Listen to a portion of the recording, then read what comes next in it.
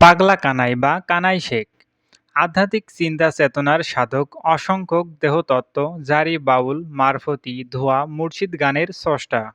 পাগলা কানাই 1803 সালে তৎকালীন যশোর জেলার ঝিনাইদহ মহকুমার বর্তমান ঝিনাইদহ জেলার বেড়বাড়ি গ্রামে এক দরিদ্র কৃষক পরিবারে জন্মগ্রহণ করেন। বাবার নাম করুণ শেখ, মায়ের নাম মমেনা খাতুন। দুই ভাই ও এক বোনের মধ্যে কানাই সবার বড়। ভাইয়ের নাম উজন শেখ, বোনের নাম সররানী।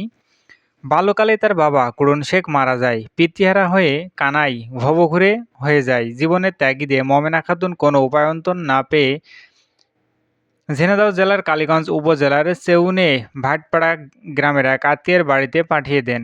কিন্তু তিনিও মারা গেলে বোন সররানী দুই ভাইকে নিজের আশ্রয়ে বেড়বাড়িতে নিয়ে আসেন। বোনের শ্বশুরবাড়ির অবস্থা ভালো হওয়ায় কানাইয়ের গান চর্চার রাস্তা আরও সহজ হয়। কানাই বোনের বাড়ি গরু পাল চড়াতেন আর গান বাঁধতেন, তাতে সুর দিতেন।